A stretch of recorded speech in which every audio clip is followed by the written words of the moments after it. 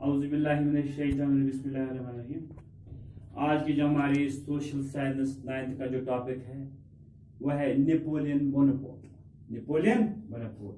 आज हम नेपोलियन के बारे में पढ़ेंगे कि नेपोलियन ने अपने दौर इक़्तिदार में कौन से रिफॉर्म्स लाए, कौन कौन से नए नए कानून राइज किए अपने इक़्तिदारी दौर में। नेपोलियन जो था वो पहला काउंसिल था, यानी वो पहली मीटिंग बुलाई in 1999। Napoleon become the first council after overthrown the rule of dictatory, यानी डिक्टेटरी रूल के बाद नेपोलियन ने जो पहला काउंसिल था उन्होंने बहुत सुधार लाए। ही अचीव्ड न्यूमरस पावर्स। उस टाइम नेपोलियन को बहुत से पावर्स मिल गए, नेपोलियन को बहुत से पावर्स मिल गए। He even opted for plebiscite। उन्होंने प्लेबिसाइट किया है, यानी लोगों को बोला है कि आप वोटिंग में हिस्सा ले जाओ। इस वोटिंग में 99.99 यानी 99.9 लोगों ने हिस्सा लिया। People voted for new administrative system, यानी जिस प्लेबिसाइट पर नेपोलियन ने लोगों से कहा कि आप वोट दो, लोगों ने 99% वोट दिए नई एडमिनिस्ट्रेशन के लिए। उसके बाद उसने नए इलाके फतह किए, नेपोलियन ने नए इलाके फतह किए और दुश्मनों के साथ भी उन्होंने ट्रीटीज किए, माहदे किए, पीस ट्रीटीज किए। नेपोलियन एक ऐसा आदमी है जिसने अपने दुश्मनों के साथ पीस ट्रीटीज किए, अमन माहदे किए, ताकि अमन माहदे इसलिए कि ताकि जंग की नौबत ना आए, ताकि इंसानी जानें बच जाए।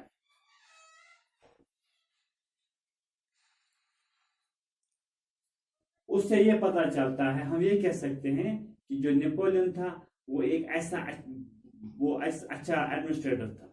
हम ये कह सकते हैं कि नेपोलियन अच्छा एडमिनिस्ट्रेटर था कि उसने लोगों के साथ अच्छा सलूक किया, पीस ट्रीटीज किए, नए नए इलाके फतह किए, तभी पता चल गया कि वो अच्छा पीस ट्रीटीज था।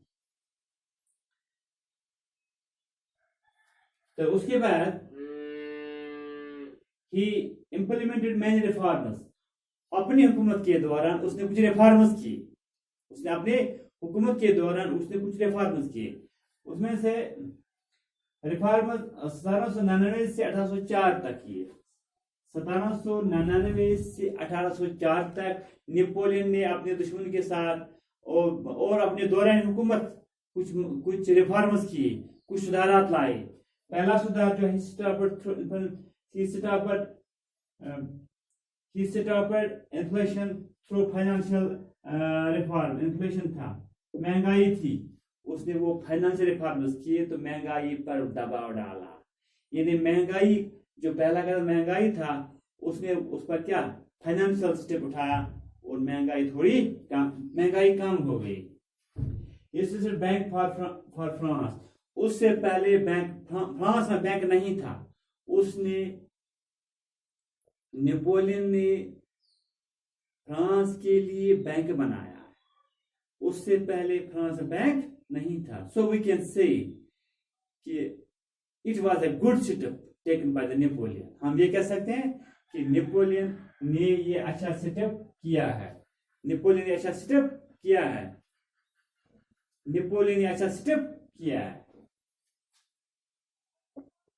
Later on he introduce Napoleon code, और बाद में उसने नेपोलियन कोड इंट्रोड्यूस किया। Napoleon code in which become the base for future for legal system. उसने नेपोलियन कोड 1904 में इंट्रोड्यूस किया। इस तरह वो मुल्क के लिए एक बेस बन गई। और उसने क्या किया फिर, he improved transport and communication system. उससे पहले वहां का ट्रांसपोर्ट और कम्युनिकेशन सिस्टम ठीक नहीं था। जो ही नेपोलियन आया उसने वो इम्प्रूव किया। उसका जो ट्रांसपोर्ट और कम्युनिकेशन सिस्टम था वो नेपोलियन इंट्रोड्यूस किया। उसमें उसने पीजेंट्स जो थे, ठीक, पीजेंट्स जो थे, आर्टिजन्स जो थे, बिजनेसमैन थे, वर्कर्स थे, तो वो क्या हो गए? they were enjoyed from the new they were enjoyed new freedom. उन्होंने क्या? नई आजादी, यानी पीजेंट्स थे, वर्कर्स थे, बिजनेसमैन थे, वो उससे बहुत खुश हो गए, उनको आजादी मिल गई, वो बहुत खुश हो गए। पीजेंट्स थे, वर्कर्स थे, और जो देगर तबके के लोग थे वो नेपोलियन के इस सेटअप से बहुत खुश थे। वो नेपोलियन के इस सिस्टम से बहुत खुश थे। और नेपोलियन से पहले वहां पर वेट्स एंड मेजर्स, यानी तोलने का सिस्टम, नापने का सिस्टम नहीं था। वहां पर नापने और वेट्स एंड मेजर्स, तोलने और नापने का सिस्टम नहीं था। तो नेपोलियन ने नापने और तोलने और नापने का सिस्टम इंट्रोड्यूस किया। किसने? नेपोलियन ने अपने दौर इख्तियार में तोलने और नापने का सिस्टम राइज किया, जिससे लोगों को बहुत आसाइश पैदा हो गई। और हम ये कह सकते हैं कि ये सिस्टम नेपोलियन का बहुत अच्छा था।